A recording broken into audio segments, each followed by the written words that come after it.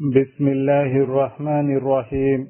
Masjid Darussalam, Toronto, Canada. After 7th Taraweeh, Monday, November the 11th, 2002. The Bayan is presented by Hazrat Maulana Mufti Saeed Ahmed Palanpuri Sahib Damat Barakatuhu. Ar-Rahmanir-Rahim. Alif Lam Mim.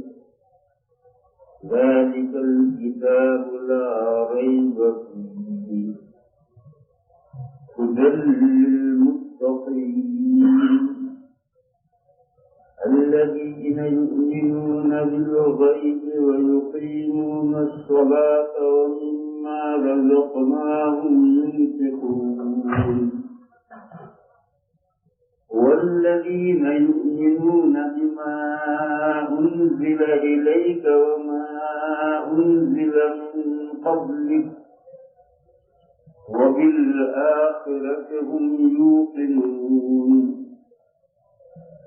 أولئك على هدى من ربهم وأولئك هم المفلحون.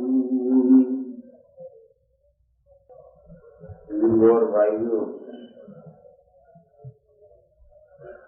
یہ قرآن کریم کے شروع کی چند آیات ہیں جو آج امام صاحب نے عشاء کی نماز کی پہلی رکعت میں تلاوت فرمائی. ان آیات پاک میں اہم بنیادی عقیدے اور اہم بنیادی اعمال کا تذکرہ ہے. یہ عقیدے اور یہ اعمال جس شخص میں پائے جاتے ہیں وہ اللہ نے جو ہدایت بھیجی ہے اس ہدایت پر، اور آخرت میں سب چیز پوری ہوئی. اور کیا چاہیے؟ اللہ نے جو ہدایت نازل فرمائی ہے اس ہدایت پر دنیا میں کون لوگ ہیں؟ ہدایت پر کون لوگ چل رہے ہیں؟ کون لوگ اس ہدایت پر نہیں ہیں؟ کسوٹی یہ عقیدے اور یہ عمل بنیادی اور اہم عقیدے اور اعمال جن لوگوں میں پائے جاتے ہیں اولئک علی ہدی من ربہم، یہ لوگ اس ہدایت پر ہیں جو ہدایت ان کے پروردگار کی طرف سے آئی. اولئک هم المفلحون، اور یہی لوگ کامیاب ہونے والے. کیا عقیدے ہیں؟ تین. کیا اعمال ہیں؟ دو. تین عقیدے اور دو اعمال، یہ عقائد میں بنیادی عقیدے ہیں اور اعمال میں بنیادی اعمال ہیں. یہ مطلب نہیں ہے کہ اعمال اسلام صرف دو ہی ہیں. یہ مطلب نہیں ہے کہ عقائد صرف یقین ہی ہیں. یہ بنیادی اہم عقیدے ہیں تین اور یہ بنیادی اہم اعمال ہیں دو، جس کے بغیر کسی کو مسلمان کہنا ہی مشکل. ان عقیدوں اور ان اعمال کے بغیر کسی کو مسلمان کہنا ہی مشکل. وہ اللہ کی بھیجی ہوئی ہدایت پر ہے ہی نہیں. کم سے کم یہ عقیدے اور یہ اعمال کسی انسان میں پائے جاتے ہیں تو وہ اللہ کی بھیجی ہوئی ہدایت.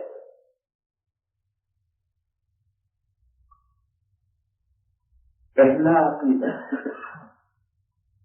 اللہ کی ذات اور اللہ کی صفات کے بارے میں قرآن و حدیث میں جو کچھ اطلاعات دی گئی ہیں ان سب کو مان لینا، جبکہ وہ ذات نہ سمجھ میں آنے والی ہے، اس ذات کی صفات نہ سمجھ میں آنے والی ہے. وراء الورا ہے، دور سے دور تک ہے، اس کو سمجھنے کی کوئی صورت نہیں ہے. اس ہستی کے بارے میں جس کو ہم اللہ پاک جل شانہ کہتے ہیں، اللہ پاک میں دو چیزیں ہیں، ایک اللہ کی ذات ہے اور ایک ان کی کمالات ہیں، صفتیں ہیں. کہ یہ خوبیاں اللہ میں ہیں اور یہ برائی یہ کمی اللہ میں نہیں ہے، اللہ اس سے پاک ہے۔ یہ اس ہستی کے بارے میں جو کچھ بتلایا گیا ہے ان سب کو جیسا قرآن کریم میں بتایا گیا ہے ایسا ہی، جیسا حدیثوں میں بتایا گیا ہے ایسا ہی، اتنا ہی ماننا۔ اس کا نام ہے الذین یؤمنون بالغیب۔ یہاں غیب کا مطلب یہ ہے، غیب سے مراد اللہ کی ذات اور اللہ کی صفات ہے۔ ویسے لفظ غیب قرآن میں مختلف جگہوں پر استعمال ہوا ہے اور سب جگہ ایک معنی نہیں۔ لفظ کا جو اصل معنی ہے وہ ہے غیب، یعنی چھپا ہوا۔ مگر چھپا ہوا کا مطلب پردے میں چھپا ہوا نہیں، چھپا ہوا کا مطلب یہ ہے کہ اللہ نے انسان کو سمجھنے کے لیے عقل دی، اور عقل کے پاس میں 5 سورسز ہیں جن کے ذریعے سے عقل سمجھتی ہے۔ دیکھنے کی قوت، یہ آنکھ یوں دیکھ رہی ہے، آنکھ نہیں سمجھتی، آنکھ کے ذریعے سے عقل سمجھتی۔ کسی وجہ سے آدمی کھویا ہوا ہو کسی خیال میں دیکھتا رہتا ہے، ایک آدمی سامنے سے گیا اسے پتہ ہی نہیں چلتا، معلوم آنکھ تو دیکھ رہی ہے، آنکھ نہیں سمجھتی۔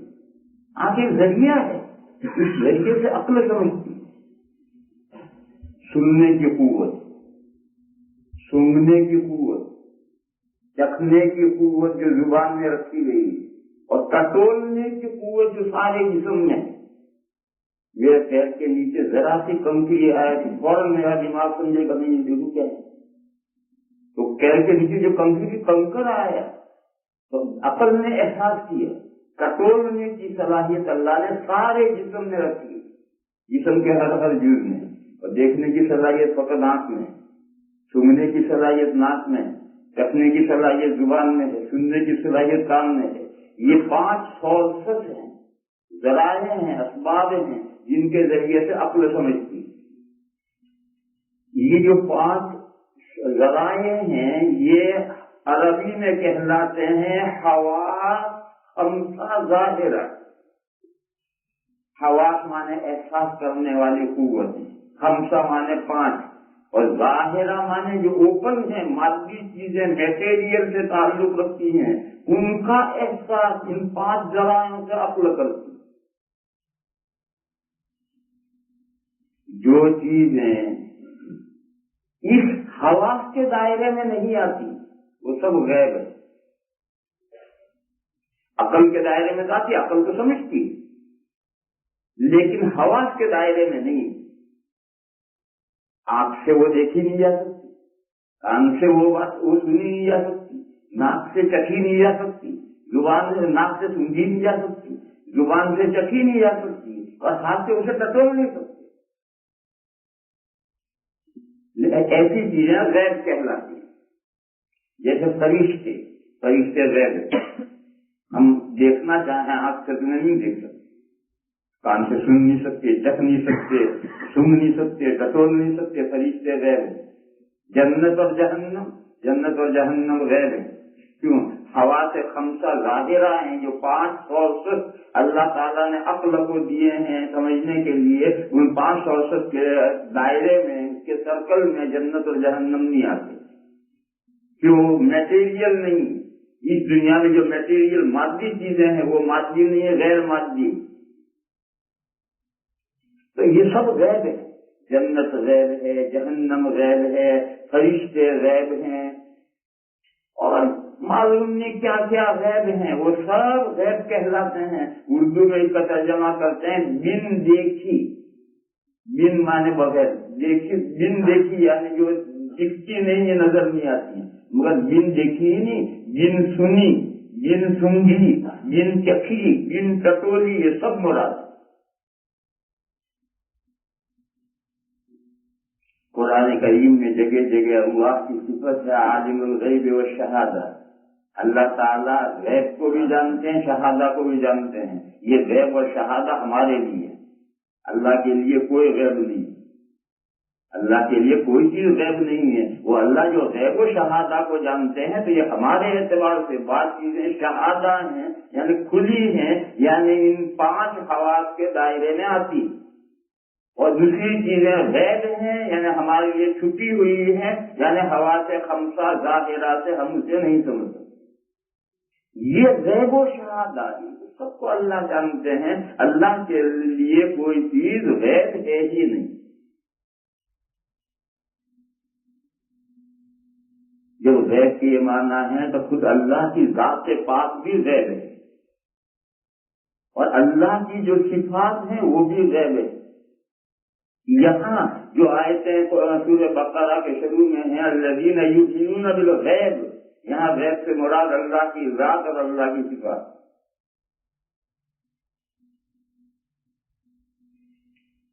اس مضمون کو تھوڑا ذرا سا اور آگے بڑھو.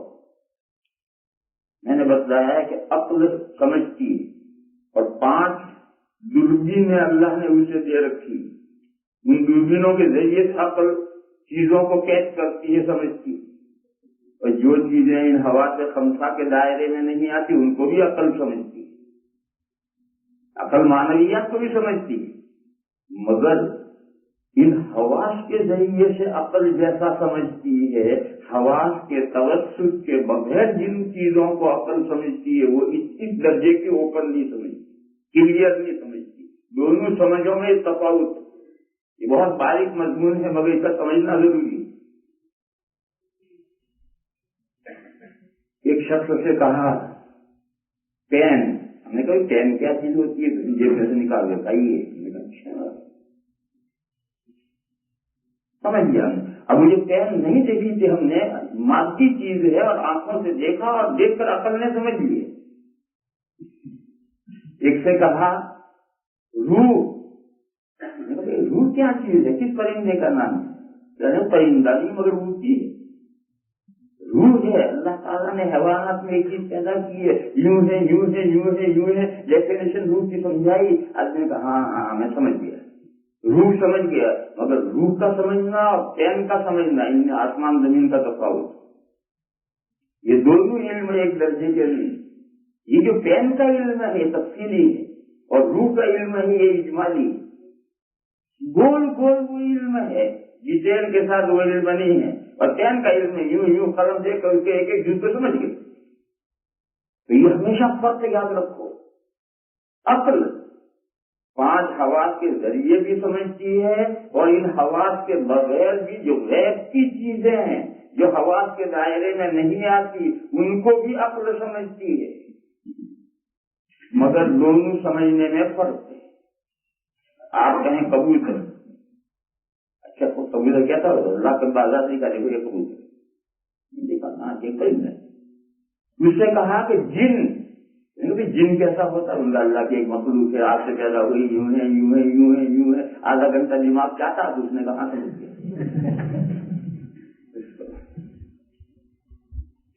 مگر کبوتر کا جیسے ادراک ہوا ایسا جن کا ادراک نہیں ہے. سمجھ تو جن کو بھی گیا، مگر وہ جن ہمارے لیے غیب ہے، اس لیے اس کو عقل سے سمجھا، حواس کے واسطے کے بغیر، اس لیے وہ علم اجمالی ہے. اور کبوتر کو عقل نے سمجھا آنکھوں سے دیکھ کر، لہٰذا یہ علم تفصیلی ہے. دونوں علموں میں فرق ہوتا ہے، آپ ذہن میں سمجھ لیں. جب یہ بات ہے تو اللہ کی ذات اور اللہ کی صفات کا جو انٹروڈکشن قرآن و حدیث نے کروایا ہے بس وہیں تک رکنا ضروری ہے. عقل کا گھوڑا آگے دوڑانے کی ضرورت نہیں، جائز نہیں. جتنا قرآن و حدیث نے بتلایا ہے بس اتنا ہی، اور اتنا جو سمجھایا ہے اس سے جو ہم اللہ کی ذات کو سمجھے اور اللہ کی صفات کو سمجھے، یہی معرفت الہی. اور اس میں اگر آپ نے دخل دیا تو عقل آگے بڑھے گی. آگے تو دائرہ ہے ہی نہیں عقل کا، آگے بڑھنے کے لیے اس کو حواس کا ہیلپ چاہیے. تو اب وہ دیکھے گا کہ اللہ زندہ، تو آنکھوں سے جو زندہ مخلوقات دیکھتا ہے عقل ادھر جائے گی کہ یہ جیسے مخلوقات زندہ ہیں ایسے اللہ زندہ. دیکھو عقل نے ٹھوکر دی. کیوں کہ اللہ تعالی مخلوق جیسے نہیں ہے، اور عقل نے اللہ کو زندہ سمجھا مخلوق کے مانند قرار دے کر کے، یہی عقل کی غلطی۔ قرآن کریم نے کہا لَيْسَ كَمِثْلِهِ شَيْءٌ وَهُوَ السَّمِيعُ الْبَصِيرُ، اللہ کے مانند کوئی چیز نہیں۔ اللہ خوب سننے والے ہیں، ہر چیز کے جاننے والے ہیں، مگر جیسا تم سنتے ہو اللہ کا سننا ایسا نہیں، جیسا تم جانتے ہو اللہ کا جاننا ایسا نہیں۔ کیوں؟ اللہ کے مانند کوئی چیز ہے ہی نہیں۔ لَيْسَ كَمِثْلِهِ شَيْءٌ، ان کے مانند کوئی چیز ہے ہی نہیں۔ لہذا اگر کسی کے دماغ میں یہ بات آئے کہ جیسے مخلوق سنتی ہے ایسا اللہ سنتے ہیں، جیسا مخلوق جانتی ہے ایسا اللہ جانتے ہیں، غلط۔ جیسا مخلوق سنتی ایسا اللہ کی، تو اللہ کے مانند مخلوق ہو گئی، جبکہ قرآن شرارت کرتا ہے کہ لَيْسَ كَمِثْلِهِ شَيْءٌ۔ اور مثال دو، وہ ایک مرتبہ میں نے آیت کریمہ پڑھی تھی، پھر اس کی تفسیر نہیں ہوئی تھی، اور ادھر ادھر کی باتوں میں وقت ختم ہو گیا۔ وَإِذَا سَأَلَكَ عِبَادِي عَنِّي فَإِنِّي قَرِيبٌ أُجِيبُ دَعْوَةَ الدَّاعِ إِذَا دَعَانِ فَلْيَسْتَجِيبُوا لِي وَلْيُؤْمِنُوا بِي لَعَلَّهُمْ يَرْشُدُونَ۔ یہ روزوں کے بیچ میں آئے تھے، روزوں کے احکام کے بیچ میں اللہ فرماتے ہیں کہ جب آپ سے میرے بندے پوچھے، حضور سے کہا جا رہا ہے کہ آپ سے میرے بندے پوچھے، میرے بندے یعنی صحابہ، عربی میں اضافت، مضاف کے لیے نہیں سمجھ، جیسے زید کا گھوڑا، یہ اضافت ہوئی، بیچ میں کا آیا۔ عربی میں جو اضافت ہوتی ہے وہ تشریف کے لیے ہوتی ہے، کسی چیز کا ویلیو بڑھانے کے لیے اضافت کی جاتی ہے۔ جیسے اردو کا ایک لفظ عام طور پر اردو بولنے والے غلط جگہ استعمال کرتے ہیں، اردو کا لفظ ہے اور اردو بولنے والے عام طور پر غلط جگہ استعمال کرتے ہیں۔ اپنے بچے کو لے کر آئیں گے، لڑکے کو لے کر آئیں گے، بیٹھیں گے اور اس لڑکے کا تعارف کرائیں گے کہ میرا صاحب زادہ ہے، یہ صاحب زادہ لفظ غلط جگہ استعمال کہیں گے میرا صاحب زادہ ہے۔ یہ صاحب زادہ لفظ سے باپ نے کس کا رسپیکٹ کیا؟ بیٹے کا رسپیکٹ کیا یا اپنی تعریف کی؟ سوچ،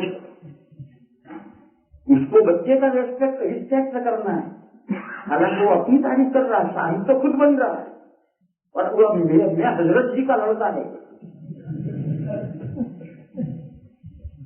یہ مفہوم اس کا ہوتا، صاحب تو میں ہوا، زیادہ مانے لڑکا جنا ہوا، صاحب کا ہے، صاحب حضرت جی کا جنا ہوا، تو اپنا میاں مٹھو بن رہا ہے، اپنی تعریف کر رہا ہے، اور وہ سمجھتا ہے کہ میں بیٹے کا رسپیکٹ کر رہا ہوں، بیٹے کا رسپیکٹ نہیں ہوا۔ تو یہ اردو کا ایک لفظ ہے صاحب زادہ، عام طور پر اردو بولنے والا اس کو غلط جگہ استعمال کرتے ہیں۔ پھر ایسی جگہ پر کیا استعمال کرنا چاہیے؟ ایسی جگہ پر استعمال کرنا چاہیے خادم ذات ہے، بڑا آدمی ہے، اس کے سامنے تعارف کرا رہا ہوں، میں بڑے کا میں خادم ہوں اور میرا لڑکا ہے، تو ایسی جگہ پر اردو محاورہ ہے خادم زادہ۔ صاحب زادہ کہاں استعمال کریں گے؟ کسی موقع پر تھرڈ پارٹی کسی شخص کا احترام کرنا چاہے، مثلا یہ حضرت مولانا اسعد صاحب مدنی دیدہ مجدوم، کوئی کہے کہ یہ حضرت شیخ الاسلام کے صاحبزادے ہیں، تو اب حضرت شیخ الاسلام کے صاحبزادے، میں نے ان کا بھی رسپیکٹ کیا، ان کا بھی رسپیکٹ کیا، اور میں تھرڈ پارٹی ہوں، تو وہاں صاحبزادہ لفظ استعمال کیا جائے گا۔ خود باپ اپنے بارے میں کہے کہ میرا صاحبزادہ ہے، وہ کہے گا یہ خادم زادہ ہے۔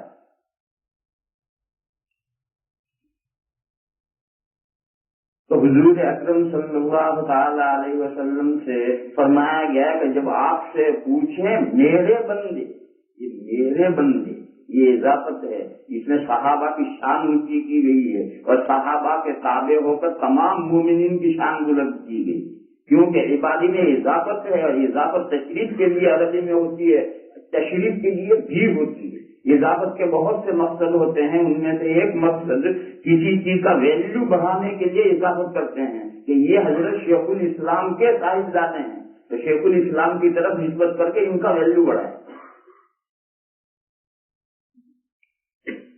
ان مسجدوں کو کہتے ہیں اللہ کے گھر، یہاں مسجدوں میں اللہ میاں کہاں بیٹھے ہوئے ہیں؟ یہاں تو آپ لوگ بیٹھے ہیں۔ یہ جو کہتے ہیں اللہ کے گھر ہیں، یہ ان جگہوں کا احترام کرنا ہے۔ ایسا مکہ مکرمہ میں بیت اللہ شریف، بیت اللہ مانے اللہ کا گھر ہے، وہاں اس گھر میں اللہ پاک کہاں ہے؟ اللہ تو جگہ سے پاک ہے، کئی جگہ میں تھوڑے ہوتے، پھر اس گھر کو بیت اللہ کیوں کہا جاتا ہے؟ اس کا احترام ظاہر کرنے کے لیے کہ ایک بہت معزز محترم مقام ہے۔ تو ایسے یہ کہا میرے بندے، اللہ فرما رہے ہیں میرے بندے، جب اللہ کہیں گے میرے بندے تو ان بندوں کا کتنا بڑا مقام ہو گیا۔ حضور سے فرمایا گیا کہ جب آپ سے پوچھیں میرے بندے میرے بارے تو آپ ان کو بتلائیے کہ میں نزدیک ہوں۔ اس آیت کریمہ کا شان نزول یہ واقعہ ہے، صحابہ کرام نے حضور اکرم صلی اللہ تعالی علیہ وسلم سے یہ سوال کیا تھا کہ یا رسول اللہ، اللہ ہم سے قریب ہیں کہ ہم ان سے سرگوشی کریں، یا دور ہیں جو ہم انہیں پکاریں؟ اگر اللہ دور ہو تو ہم دعا میں زور زور سے چلا کر کے یا اللہ پکاریں، اور اگر قریب ہیں تو ہم اپنے دل میں راز و نیاز کی باتیں کریں، سرگوشی کریں۔ تو اللہ ہم سے دور ہے یا نزدیک ہے؟ یہ صحابہ نے حضور سے پوچھا تھا، اس کے جواب میں آیت نازل تھی۔ فرمایا کہ جب آپ سے پوچھیں میرے بندے یہ صحابہ جنہوں نے سوال کیا تھا میرے بارے میں پوچھیں، کیا پوچھا تھا وہ سب جانتے تھے کیا سوال تھا؟ تو آپ یہ بتلائیے کہ میں نزدیک ہوں۔ دعا کرنے والا جب مجھ سے دعا کرتا ہے تو میں اس کی دعا قبول کرتا ہوں۔ اجیب دعوت الداعی اذا دعانی، قبول کرتا ہوں میں دعا کرنے والی کی دعا کو، جبکہ وہ مجھ سے دعا کرتا ہے میں اس کی دعا قبول کرتا ہوں، میں نزدیک ہوں۔ ابھی میں آ رہا تھا تو دیوبند سے دہلی تک ٹرین میں ایک مسلمان کا ساتھ ہو گیا۔ وہ مسلمان دہلی کے باشندے تھے، اچھا آدمی تھے، نماز پڑھتے تھے، میرے ساتھ نماز پڑھی انہوں نے، مگر تھوڑا سا گلابی تھا، تھوڑا گلابی مسلمان تھا۔ تو کہتے ہیں 4-5 گھنٹے کا سفر اور ادھر ادھر کی باتیں ہوتی ہیں، تو وہ مجھ سے اپنے فضائل بیان کر رہا تھا۔ ہفتے میں ایک مرتبہ حضرت نظام الدین کے یہاں جاتا ہوں، اور ہفتے میں اس سفر کے اندر گنگو گیا تھا اور تھانے بھون گیا تھا اور وہاں گیا تھا، اور وہ اپنے فضائل بیان کر رہا تھا، میں سنتا تھا۔ سنتے جب وہ کر چکا تو میں نے ان سے کہا کہ یہ تم سب قبروں پر کیوں گئے؟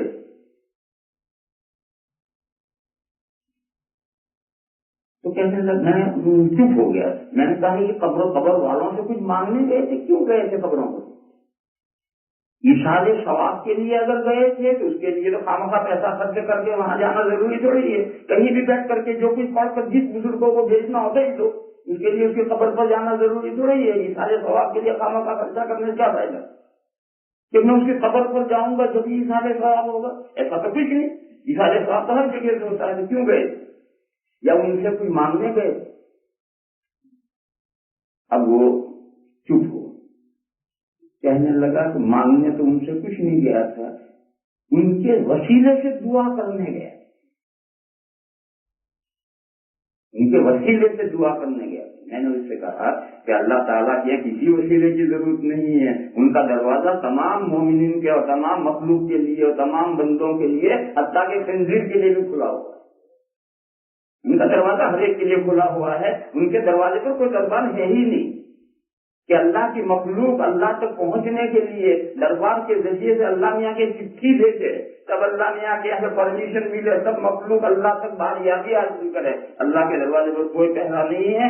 اللہ فرماتے ہیں اذا سألك عبادی عنی فإنی قریب اجیب دعوت الداعی اذا دعان، میرے بندے جب مجھ سے دعا کو کرتے ہیں تو میں ان کی دعا قبول کرتا ہوں، میں ان سے قریب ہوں۔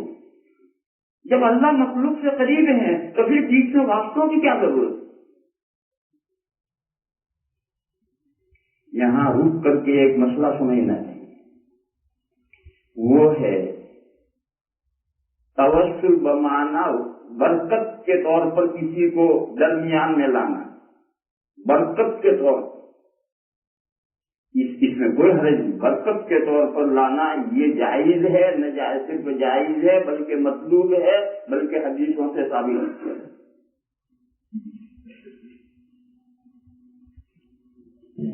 لیکن وسیلے کے یہ ماننا کہ ڈائریکٹ ہماری درخواست اللہ تک نہیں پہنچ سکتی ہے، واسطہ جو ہے اس واسطے کے ذریعے سے ہم پہنچ سکتے ہیں، اس کے بغیر اللہ تک نہیں پہنچ سکتے، یہ غلط۔ اور یہ کہ برکت کی کیا حقیقت ہے؟ ایک شخص آیا میرے پاس، دیوبند کی مثال پیش کرتا ہوں، ایک طالب علم آیا میرے پاس، وہ ایک شعبے میں داخلہ چاہتا ہے اور شرائط میں تھوڑا نمبر کم ہے، داخلہ نہیں ہو رہا، تو ایسے موقع پر ہم اساتذہ سفارش کرتے ہیں، کام بنتے ہیں، تو وہ آیا، اور طالب علم آتے ہی رہتے، وہاں تو سینکڑوں طالب علم، ہم کس کی سفارش کریں گے، تو جو آئے گا وہ چلتا نہیں، چل جا میں۔ یہ طالب علم آیا، اس نے کہا کہ میں حضرت صدر المدرس کا لڑکا ہوں اور میرا آدھار نمبر کر دیں، نے کہا اللہ سے، اس نے بولا تھا میں صدر المدرس کا لڑکا ہوں، اس لیے اس کے درخواست میں ہم نے سفارش کی، اگر یہ تعارف نہ کراتا ان سے بھی ہم درخواست دیں۔ تو ایسا کسی سے تعلق ہونا، بڑے آدمی کے ساتھ تعلق ہونا، اس سے درخواست کے قبولیت میں مدد ملتی۔ آدمی یہ کہے کہ میں الہی، میں آپ کے حبیب کا امتی ہوں، میں آپ کے حبیب کا واسطے سے ان کی برکت سے دعا مانگتا ہوں، ان کے طفیل سے دعا مانگتا ہوں، یہ نہ صرف ایک جائز ہے بلکہ مطلوب ہے۔ اسی طرح سے کسی نیک ولی کے ذریعے سے اللہ کے یہاں جو مقبول بندے ہیں، آپ ان بندوں کے ساتھ اپنا تعلق ظاہر کریں کہ یہ میرے پیر ہیں، میں ان کے سلسلے میں بیعت ہوں، میں ان کے دامن سے وابستہ ہوں، خدایا ان کے برکت سے میرا یہ کام کر دے، یہ توسل نہ صرف ایک جائز ہے بلکہ مطلوب۔ میں جو توسل کو منع کر رہا ہوں وہ یہ ہے کہ گھر بیٹھ کے وہ توسل نہیں کر رہا، وہ روڑکی جا رہا ہے، تھانے بھون جا رہا ہے، گنگو جا رہا ہے، حضرت نظام الدین کیا جا رہا ہے، کیوں جا رہا ہے؟ تو میں نے اس سے کہا کہ اللہ تعالیٰ کے لیے، اللہ تعالیٰ کے یہاں دعا کرنے کے لیے یہ سب قبروں پر جانا ضروری نہیں ہے، اللہ تعالیٰ ہر مخلوق کی دعا براہ راست سنتے ہیں۔ تو خود تعلق اپنا قوی کر، اپنا تعلق اتنا مضبوط کر، اپنا تعلق اتنا مضبوط کر، اسے بھی سمجھے۔ وہ جو طالب علم ہے جس نے کہا کہ میں حضرت شیخ کا لڑکا ہوں اور میں آدھا نمبر میرا کم رہ گیا ہے، تو میں سفارش کر دوں، لیکن اگر وہ طالب علم میرے پاس ہمیشہ سے آتا جاتا ہے اور میرا خادم ہے تو پھر اسے یہ تعارف کرانے کی ضرورت نہیں ہے کہ میں حضرت شیخ کا لڑکا ہوں۔ پھر تو وہ آ کے چپ چاپ بیٹھے گا، میں تو کیوں کہ کیا پریشانی ہے، میرا آدھا نمبر درخواست کے لا کے میں سفارش کرتا ہوں، کیوں میرا خادم ہے۔ تو اللہ سے تعلق کبھی کبھار پھر کسی واسطے کی ضرورت نہیں رہتی، واسطے کی ضرورت سے رہتی ہے جس کا اللہ سے تعلق کبھی نہیں۔ اقبال کہتے ہیں خود ہی کو کر اتنا بلند کہ ہر تقدیر سے پہلے خدا خود بندے سے پوچھے بتا تیری رضا کیا ہے۔ تو کہتا ہے خود ہی کو کر اتنا بلند کہ ہر تقدیر سے پہلے خدا خود بندے سے پوچھے بتا تیری رضا کیا ہے۔ یہ جو مقام ہے اس مقام تک پہنچ جاؤ پھر کوئی توسل کی ضرورت نہیں۔ ایک حدیث شریف ہے، حضور نے فرمایا کہ بعض بندے ان کے سر کا ٹھکانہ نہیں ہے، بالوں میں گرد بڑی ہوئی ہے، کپڑوں کا ٹھکانہ نہیں، میلے کھلے پچھلے کپڑے ہیں، جو کسی کے دروازے پر جائیں تو لوگ دھکا دے کر کے ہٹا دیں، رکھا گندا کہاں گیا ہے۔ اللہ کے یہاں ان کا یہ مقام ہے کہ اگر وہ کسی چیز کے بارے میں قسم کھا لیں تو اللہ تعالیٰ ویسا ہی ہے، اللہ کے یہاں ان کا وہ مقام۔ پھر حضور نے ایک کا نام لیا، ایک صحابی حضرت برا منہم البرا، ان میں سے برا ہیں، انہی لوگوں میں سے جن کا اللہ کے یہاں یہ مقام ہے۔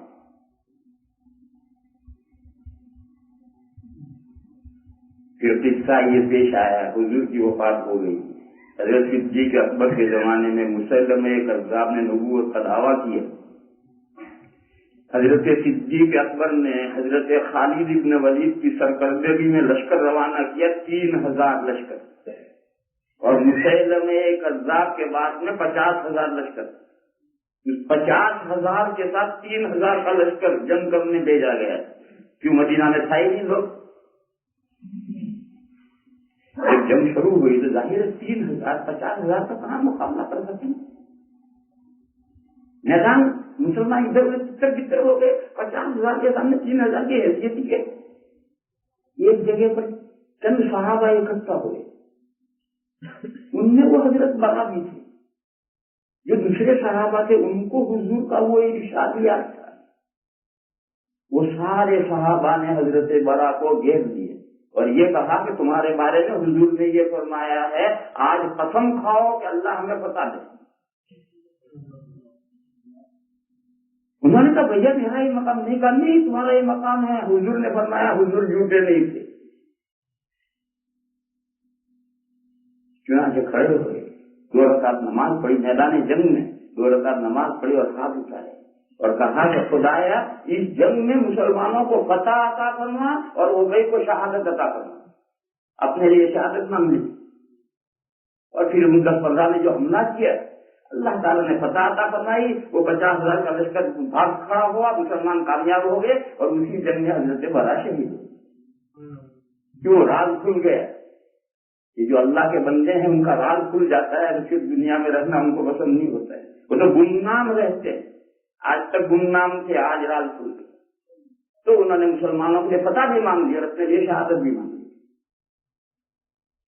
تو بہرحال میں کہہ رہا تھا کہ اگر آپ خود ہی کو اتنا بلند کریں، آپ اللہ تعالیٰ سے اپنا اتنا رابطہ قوی کریں اور مضبوط کریں، پھر آگے ضرورت نہیں ہے۔ لیکن اگر آپ اتنے رابطہ قوی نہیں کیے ہوئے تو بہرحال یہ برکت کے طور پر حضور پاک صلی اللہ تعالیٰ علیہ وسلم کی برکت سے دعا مانگنا یا اولیاء کی برکت سے دعا مانگنا یہ نہ صرف جائز ہے بلکہ مطلوب ہے۔ لیکن توسل وہی ماننا کہ میں حضور کا یا اولیاء کا واسطہ لوں گا تو ہی میری دعا اللہ کی بارگاہ میں قبول ہوگی، توسل کے بغیر بارگاہ میں قبول نہیں ہوگی، یہ شرک ہے۔ ایسا توسل شرک ہے، اسلام میں اس کی کوئی گنجائش نہیں ہے۔ اللہ کی بارگاہ ہر مخلوق کے لیے ڈائریکٹ کھلی ہوئی ہے، ان کے دروازے پر کوئی دربان نہیں۔ یہ آیت کریمہ یہی کہہ رہی ہے، وَإِذَا سَأَلَكَ عِبَادِي عَنِّي فَإِنِّي قَرِيبٌ اجیب دعوت الداعی اذا دعان فلیؤمنوا بی، بس مجھ پر یقین رکھو۔ یہ بھی دعا کے آداب میں سے حضور پاک صلی اللہ تعالی علیہ وسلم نے ایک حدیث میں فرمایا کہ اللہ تعالیٰ بندے کی دعا ضرور قبول کرتے ہیں، ما لم یستعجل، جب تک بندہ جلدی نہ مچائے۔ صحابہ نے پوچھا کہ یا رسول اللہ دعا میں جلدی مچانا کیا ہے؟ اس نے فرمایا 5-7 مرتبہ دعا کی، اس کا مقصد پورا نہیں ہوا تو ہاتھ چھوڑ کر بیٹھ گیا کہ مانگتا ہوں اللہ میں سنتی۔ یہ جلدی مچے، یہ جلدی مچے۔ کوئی ضروری تھوڑا کہ 5-7 مرتبہ مانگنے پر تیرے بات پورا ہو جائے، مانگتا رہے مانگتا رہے مانگتا رہے، اس درگاہ سے مایوس نہیں ہوگا، کسی نہ کسی دن تیری مراد پوری ہوگی۔ لیکن تو اسے ہتھیلی پر سرسوں جمانا چاہے، ہتھیلی پر سرسوں بڑے چمکی، ہتھیلی پر سرسوں جمانا نہیں سمجھے، یہ اردو کا ایک محاورہ ہے۔ ہتھیلی پر سرسوں جمانا مانے ہتھیلی پر سرسوں بچھا دی ہے اور پانی چھڑک دیا اور دیکھ رہا ہے کہ کب اگتا ہے۔ سرسوں جمانا کے معنی اسے اگانا، اور سرسوں ان دانوں میں سے جو بہت جلد اگتے۔ آپ کو شادی کرنی، شہر میں کوئی جگہ ہموار کر کے سرسوں سے لکھ دیجیے ویلکم، اور پھر ہلکا ہلکا پانی ڈال دیجیے شام کو، صبح وہ سارا سرسوں اگ گیا ہوگا اور گھاس میں لکھا ہوگا ویلکم۔ ایک رات میں اگ کر کے صبح نمودار ہو جاتا ہے۔ تو سرسوں دانوں میں سے یہ بہت جلد اگتے ہیں، مگر بہت جلد اگنے کا مطلب یہ تھوڑا کہ سرسوں لیا اور ہاتھ پر چلایا اور ذرا کیا اور ذرا پانی ڈالا اور دیکھ رہا کب اگوں۔ ارے بھائی اتنے جلدی تھوڑا اگتے۔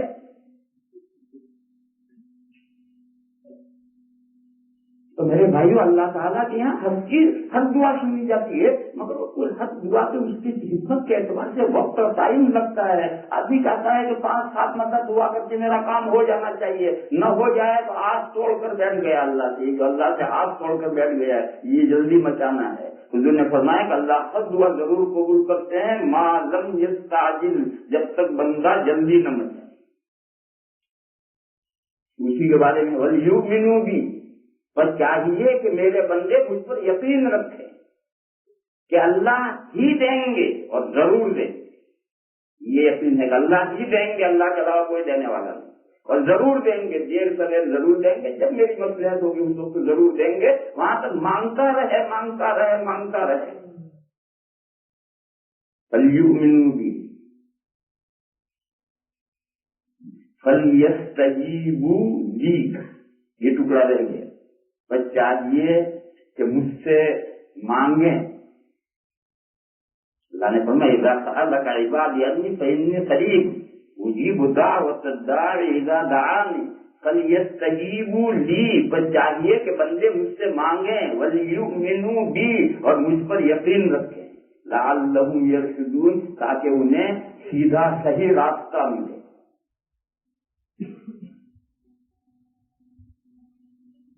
اس آیت کریمہ میں حضرت تھانوی قدس سرہ نے، ان کی تفسیر ہے بیان القرآن، حکیم الامت حضرت مولانا اشرف علی صاحب تھانوی قدس سرہ کی تفسیر ہے بیان القرآن۔ بیان القرآن میں حضرت نے لکھا ہے کہ جو اللہ نے فرمایا کہ میں قریب ہوں، میرے بندے جب میرے بارے میں آپ پوچھیں تو آپ ان کو بتائیے کہ میں قریب ہوں۔ اللہ کے قریب ہونے کا کیا مطلب؟ حضرت تھانوی نے لکھا کہ بس اتنا ہی ہم جانتے ہیں، آگے کیا مطلب ہم نہیں جانتے، بھئی یہیں رکو، آگے مت سوچو کہ قریب ہونا جیسے محسوسات ایک دوسرے سے قریب یوں ہوتی یوں ہوتی یوں ہوتی ہے، ایسا بالکل دماغ میں مت لاؤ۔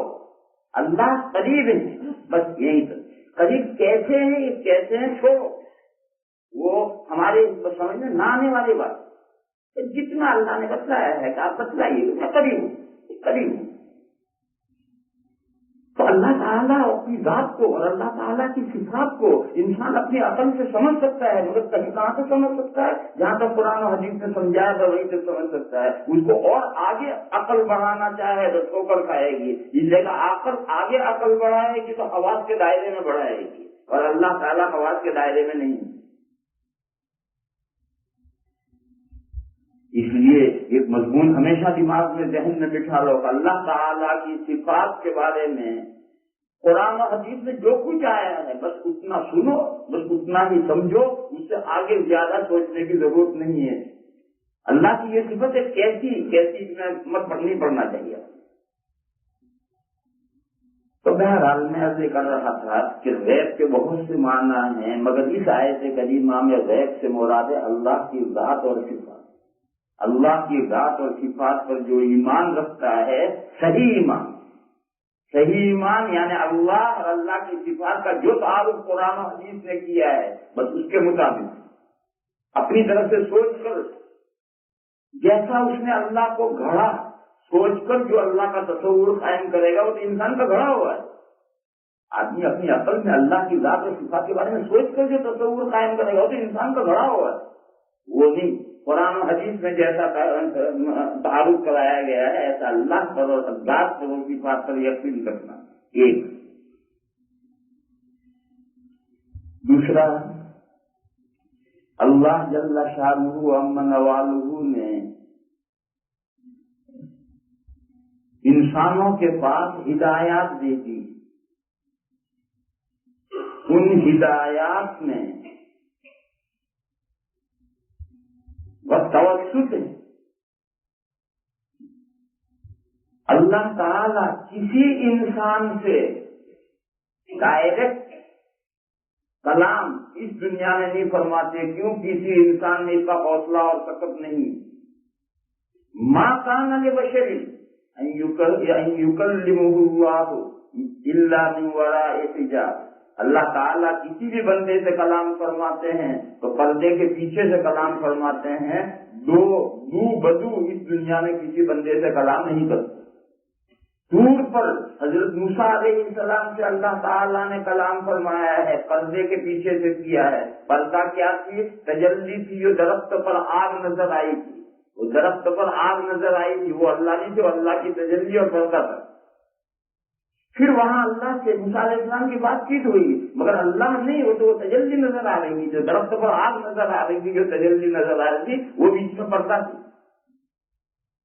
حضور پاک صلی اللہ تعالیٰ علیہ وسلم معراج میں تشریف لے گئے ہیں۔ مسلم شریف میں روایت ہے، حضور پاک صلی اللہ تعالیٰ علیہ وسلم سے پوچھا گیا کہ آپ نے معراج میں اللہ پاک کو دیکھا؟ تو حضور نے فرمایا نور اللہ اورا، اللہ سے ایک نور ہے، میں کہاں سے دیکھتا ہوں؟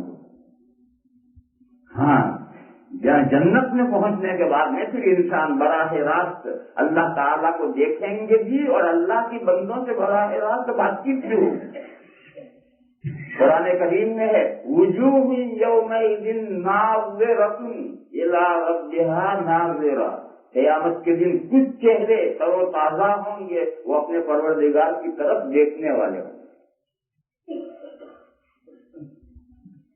دیکھیں گے، اور بات چیت بھی بندوں سے اللہ کی براہ راست ہوگی۔ ان الذین یشترون بعہد اللہ وایمانہم ثمنا قلیلا اولئک لا خلاق لهم فی الآخرۃ ولا یکلمهم اللہ ولا ینظر الیہم یوم القیامہ۔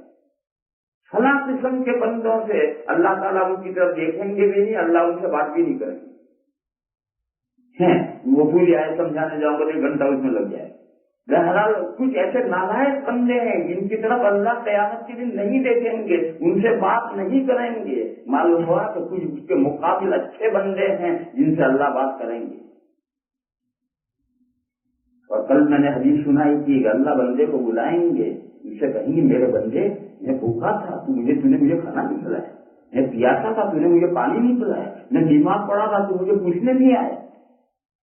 تو اگلی زندگی میں اللہ کو براہ راست دیکھے گا بھی انسان اور بات چیت بھی ہوگی، لیکن اس دنیا میں نہ رویت کی بات چیت ہو سکتی ہے، لیکن بات چیت بھی پردے کے پیچھے۔ پردہ کس چیز کا ہے؟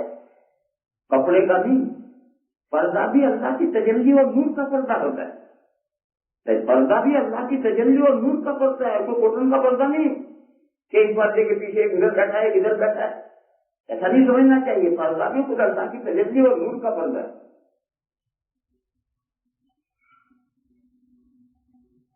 جب یہ صورتحال ہے تو اللہ کی وحی اس دنیا میں کیسے آئے گی؟ اس کے آنے کی شکل ایک تو یہ ہے کہ پردے کے پیچھے سے اللہ تعالیٰ کلام فرمائے، جیسا کہ حضرت موسیٰ علیہ السلام سے طور پر کلام فرمایا تھا، حضور سے معراج میں کلام فرمایا تھا۔ لیکن یہ تو جزوی واقعہ ہوتا ہے، پوری شریعت اس طرح سے نازل نہیں ہوتی، پورا دین جس طرح سے نازل نہیں ہوتا، بلکہ اللہ تعالیٰ فرشتوں کے ذریعے سے بھیجتے، وحیاں بھیجتے ہیں۔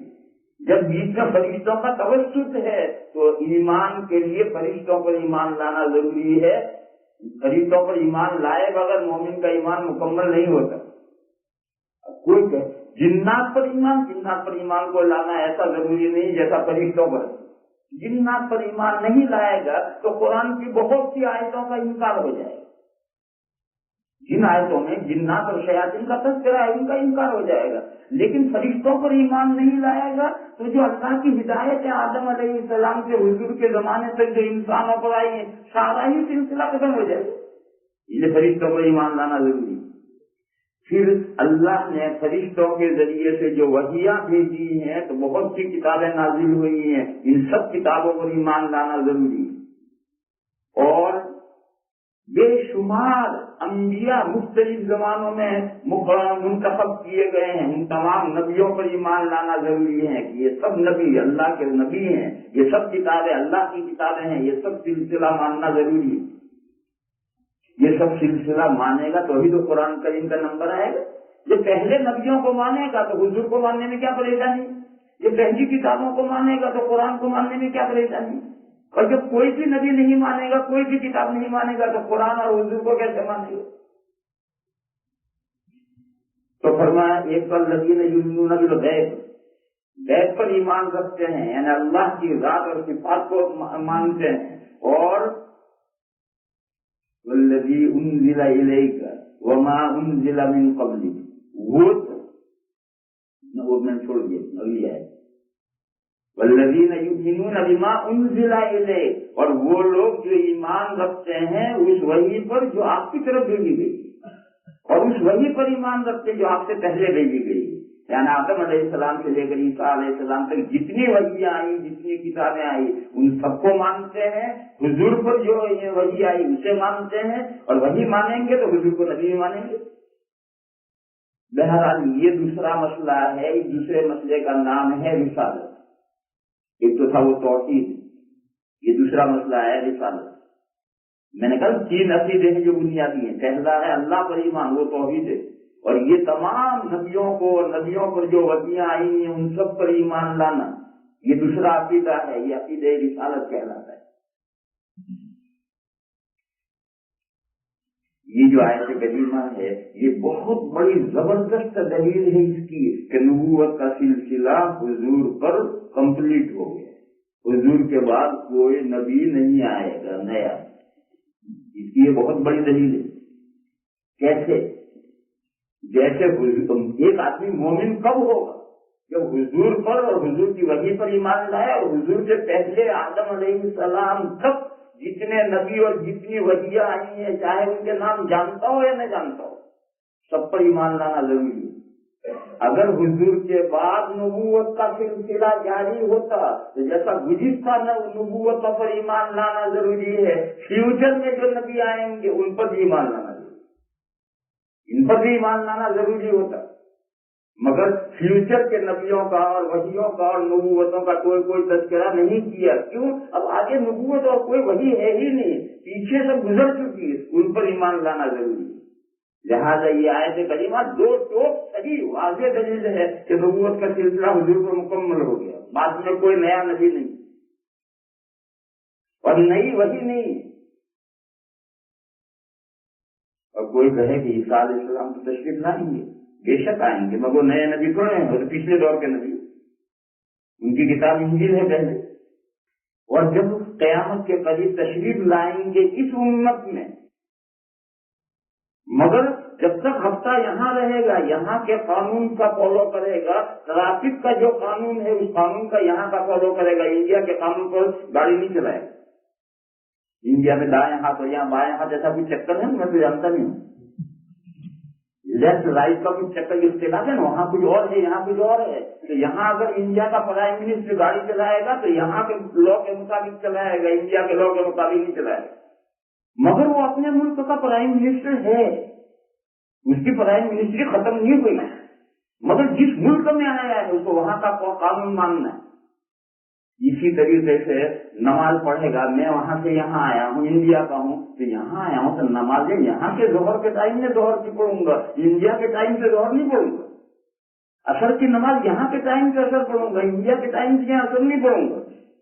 تو اسی طرح سے عیسیٰ علیہ السلام جب آخری دور میں تشریف لائیں گے تو اپنی کتاب اور اپنی نبوت پر عمل نہیں ہوگا، مگر ان کی نبوت اپنی جگہ پر برقرار ہے، ان کی نبوت ختم نہیں ہوئی، ان کی کتاب کنڈم نہیں ہوئی، ان کی کتاب اپنی جگہ پر ہے، ان کی نبوت اپنی جگہ پر ہے۔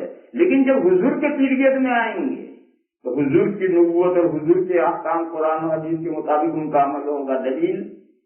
دلیل قرآن کریم میں 2 جگہ پر یہ مضمون آیا ہے عیسیٰ علیہ السلام کے بارے میں، وَيُعَلِّمُهُ الْكِتَابَ وَالْحِكْمَةَ وَالتَّوْرَاةَ وَالْإِنجِيلَ۔ اللہ تعالیٰ عیسیٰ علیہ السلام کو 4 چیزیں سکھلا دیں۔ یہ فرشتے نے حضرت عیسیٰ علیہ السلام کی والدہ کو یہ سنایا ہے کہ اللہ تعالیٰ تمہیں ایک لڑکا دیں گے، اس لڑکے میں یہ خوبیاں ہوں گی۔ ابھی عیسیٰ علیہ السلام پیدا نہیں ہوئے، اس سے پہلے فرشتے نے حضرت مریم کو سنایا کہ اللہ تمہیں لڑکا دیں گے جس کو اللہ قرآن سکھلائیں گے، حدیث سکھلائیں گے، تورات سکھلائیں گے، انجیل سکھلائیں گے۔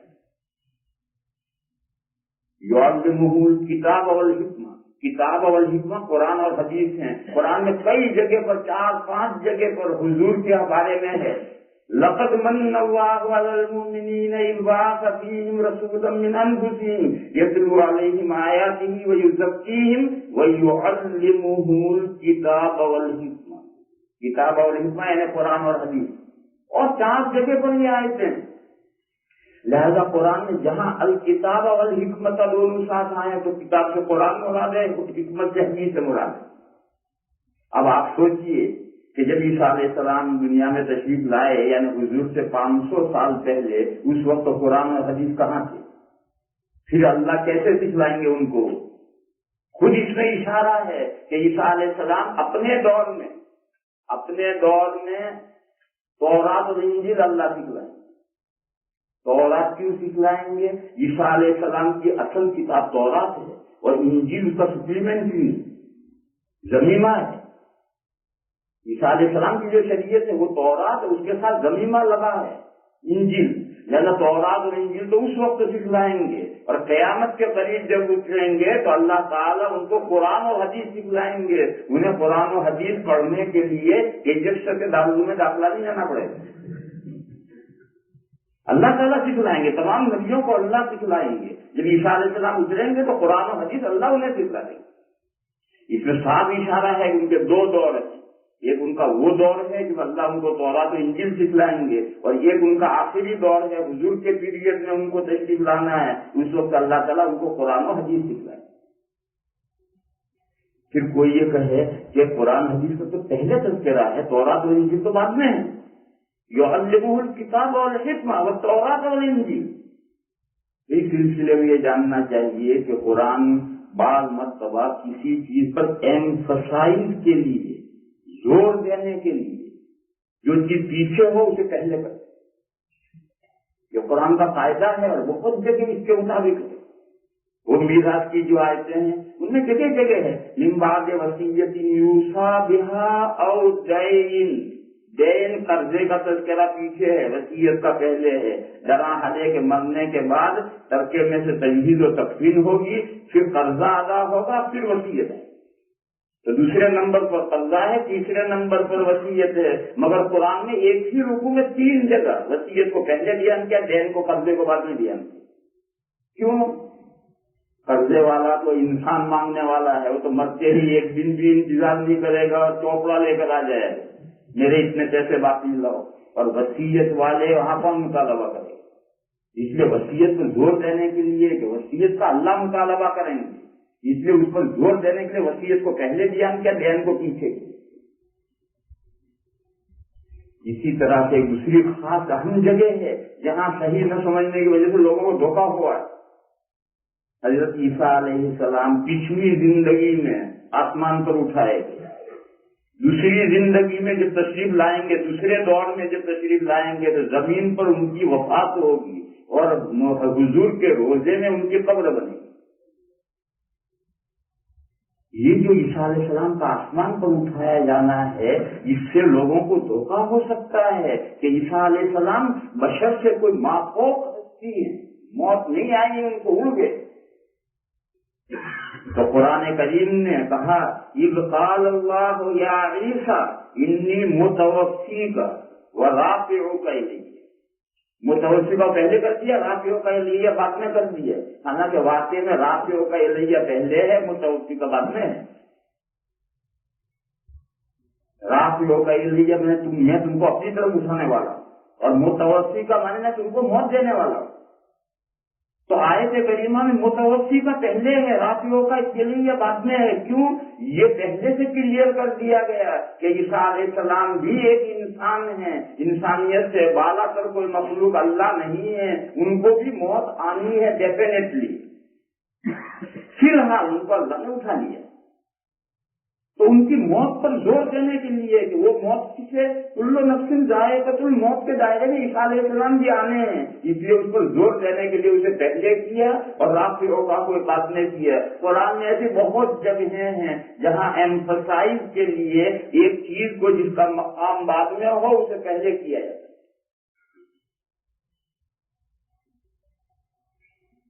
تو اللہ تعالیٰ عیسیٰ علیہ السلام کو تورات اور انجیل سکھائیں گے، تو موٹی سی بات ہے، تو انجیل تو ان پر اترے گی، اور خود وہ انبیاء بنی اسرائیل کے آخری پیغمبر ہیں، جو انبیاء بنی اسرائیل کے آخری پیغمبر ہیں، تورات بھی اللہ سکھائیں گے، لیکن قرآن اور حدیث سکھلائیں گے، یہ انوکھا مضمون ہے، کیونکہ اس وقت تک قرآن اور حدیث کا وجود ہی نہیں ہوا۔ اس لیے اس پر زور دینے کے لیے اس کا پہلے تذکرہ کیا وَيُعَلِّمُهُ الْكِتَابَ وَالْحِكْمَةَ وَالتَّوْرَاةَ وَالْإِنْجِيلَ. تورات اور انجیل کو بعد میں کیا، اور کتاب اور حکمہ کو پہلے کیا. تو میں یہ مضمون سمجھا رہا تھا کہ اگر حضور کے بعد میں نبوتوں کے سلسلے جاری ہوتے تو عیسیٰ علیہ السلام کو تو قرآن و حدیث سکھلانے کی کیا ضرورت تھی؟ وہ اپنے تورات و انجیل پر عمل کرتے، یا اللہ کی نئی وحی آتی اس پر عمل کرتے. یہ خود عیسیٰ علیہ السلام کو کتاب و سنت سکھلانا یہ دلیل ہے کہ حضور کے بعد قیامت تک یہی قرآن و حدیث چلے. یہاں لوگ ایک سوال کرتے ہیں کہ نبوت اللہ کی رحمت ہے، اس رحمت کو جاری رہنا چاہیے یا اس کو ڈین لگانی چاہیے؟ ایک سوال کرتے ہیں لوگ، نبوت اللہ کی رحمت ہے، رحمت کو بند کرنا چاہیے یا جاری رکھنا چاہیے؟ اس کا جواب یہ ہے کہ بارش بھی اللہ کی رحمت ہے، وہ برستی ہی رہنی چاہیے یا حسب ضرورت ہی برسنی چاہیے؟ جی بھی اللہ کی رحمت ہے، ہضم ہو اتنا ہی کھانا چاہیے یا لوٹا بھر کے پی لینا چاہیے؟ کرو جاری، رحمت کا قاعدہ جاری کرو. یہ میرے بھائی اس سے بات یاد رکھو، رحمت اس وقت تک رحمت ہے جب تک کہ ضرورت کے وقت ہو اور بقدر ضرورت، اور یہ ضرورت ہو یا ضرورت سے زائد ہو تو پھر وہ فلٹ ہے، سیلاب ہے، پھر وہ رحمت نہیں ہے، زحمت ہے. اللہ نے قرآن میں اعلان کر دیا ہے اليوم اکملت لکم دینکم واتممت علیکم نعمتی ورضیت لکم الاسلام دینا. اعلان کر دیا کہ اس قرآن کے ذریعے سے تم پر میں نے اپنی نعمت کمپلیٹ کر دی. بتاؤ حضور پر جو قرآن نازل ہوا تھا اور جس قرآن میں یہ آیت کریمہ ہے، اس قرآن میں اس وقت سے لے کر آج تک کوئی زبر زیر کا فرق پڑا ہے؟ جو ہم نہیں، دشمن بھی یہ تسلیم کرتا ہے، دنیا کے تمام انسان تسلیم کرتے ہیں کہ اس قرآن میں زبر زیر کا فرق نہیں، اور ہمارا ایمان ہے کہ قیامت تک اس سے زبر زیر کا فرق نہیں ہو. اللہ کا ارشاد ہے انا نحن نزلنا الذکر وانا لہ لحافظون. جب صورتحال یہ ہے جتنی انسانوں کو رحمت کی ضرورت تھی وہ ساری نازل ہو گئی، اس کی اللہ نے حفاظت کی ذمہ داری دے دی، اور وہ دے ہی نہیں ہے، آج موجود ہے. ضرورت کے وقت تو بارش ہو گئی ہے. اب مرزا غلام احمد قادیانی کی نبوت کیا ہوگی؟ پلٹ ہوگی، زحمت ہوگی، اور کیا ہوگی؟ اس لیے اس مسئلے کو صاف سمجھو. لوگ کو تمہیں کوئی دھوکہ دے سکتا ہے اس سوال سے کہ نبوت رحمت ہے، رحمت کو جاری رہنا چاہیے. بے شک نبوت رحمت ہے، لیکن رحمت اس وقت تک رحمت ہے جبکہ بوقت ضرورت ہو اور بقدر ضرورت. بارش بے موقع پر ہو جائے ساری فصل تباہ ہو جائے، ضرورت کے وقت ہوئی مگر رکتی نہیں تو سیلاب نو بن جائے گی. اس لیے جب قرآن و حدیث جو حضور کے آج سے 1400 سال پہلے نازل ہوئے تھے اور اس وقت کافی تھے اور حضور کے بعد نئی نبوت کی ضرورت نہیں تھی، تو آج وہ بے علمی ہی وہی قرآن اور وہی حدیث ہے، اور وہی قیامت تک وہی بے علمی قرآن اور حدیث ہوگا کہ نئی نبوت کی کیا ضرورت. بہرحال میں یہ کہہ رہا تھا کہ یہ آیت کریمہ اس کی بہت واضح دلیل ہے کہ نبوت کے سلسلے حضور پر رک گئے. اگر حضور کے بعد نبوت جاری ہوتی تو اس آیت میں یہ ہوتا کہ جس طرح نبوتوں پر وحیوں پر بھی ایمان لانا ضروری ہے، حضور کی وحی پر بھی ایمان لانا ضروری ہے، آئندہ کی وحیوں پر بھی ایمان لانا ضروری ہے. جیسا گزشتہ وحیوں پر ضروری ہے آئندہ پر بھی ضروری ہے اجمالاً، چاہے ان نبیوں کے نام جانتے ہو یا نہیں جانتے، مگر ایسا نہیں کیا. اور پچھلے دور میں جب نبوتیں چل رہی تھی تو آخری پیغمبر تک سب کی نبوتوں کا ہر نبی سے وہ اقرار لیا جاتا تھا. جب ہر نبی سے اقرار لیا جاتا تھا ان کے امتوں سے بھی اقرار لیا جاتا. وہ آیت آپ حضرات سن چکے ہیں. وَإِذْ أَخَذَ اللَّهُ مِيثَاقَ النَّبِيِّينَ لَمَا آتَيْتُكُم مِّن كِتَابٍ وَحِكْمَةٍ ثم جاءكم رسول مصدق لما معكم لتؤمنن به ولتنصرنه قال أأقررتم وأخذتم على ذلكم إصري قالوا أقررنا قال فاشهدوا وأنا معكم من الشاهدين. یہ تیسرے پارے کے بالکل آخر میں آیت کریمہ گزری ہے، بہت لمبی چوڑی تفصیل ہے، تفصیل نہیں کرتا. اس آیت میں یہ ہے کہ گزشتہ ہر نبی سے یہ عہد و پیمان لیا گیا ہے کہ اگر تمہارے زمانے میں نبی آخر الزمان تشریف لائیں تو تمہیں ان پر ایمان لانا ہوگا، ان کی مدد کرنی ہوگی. اور تمام انبیاء نے اقرار کیا ہے کہ اگر ہمارے زمانے میں نبی آخر الزمان تشریف لائیں گے تو ہم ان پر ایمان لائیں گے، ان کا دامن پکڑیں گے، ان کی مدد کریں گے، ان کے ماتحت ہو جائیں گے. ہر گزشتہ ہر نبی سے عہد و پیمان لیا گیا ہے. آخری نبی کے بارے میں معلوم ہوا کہ جیسا گزشتہ زمانے میں جب آگے نبوتیں جاری تھی تو ہر نبی سے خاتم النبیین تک اقرار لیے جاتے تھے. اسی طرح سے اگر حضور کے بعد نبوت جاری ہوتی ہے تو حضور کے بعد بھی یہ ایمان لانا ضروری ہوتا. تو بہرحال اس آیت کریمہ میں صاف دلیل ہے کہ حضور آخری نبی، ان کے بعد کوئی نبوت کا سوال نہیں. تو پہلا عقیدہ توحید کا، دوسرا عقیدہ رسالت و نبوت کا، اور تیسرا عقیدہ ہے آخرت کا. وَبِالْآخِرَةِ هُمْ يُوقِنُونَ، اور وہ لوگ آخرت پر بھی یقین رکھتے ہیں. یہ اسلام کے 3 عقیدوں میں سے، 3 بنیادی عقیدوں میں سے تیسرا عقیدہ ہے. اس کی تفصیل انشاءاللہ کل کریں گے. وآخر دعوانا اللهم صل وسلم وبارك على سيدنا ومولانا محمد وعلى آل سيدنا ومولانا محمد بعدد من صلى وسلم. اللهم أرنا الحق حقا وارزقنا اتباعه وأرنا الباطل باطلا وارزقنا اجتنابه. اللهم لا مانع لما أعطيت ولا معطي لما منعت ولا ينفع ذا الجد منك الجد. سبحانك إننا كنا ظالمين فاغفر لنا ذنوبنا وكفر عنا سيئاتنا واغفر لنا ولجميع المؤمنين والمؤمنات برحمتك يا أرحم الراحمين.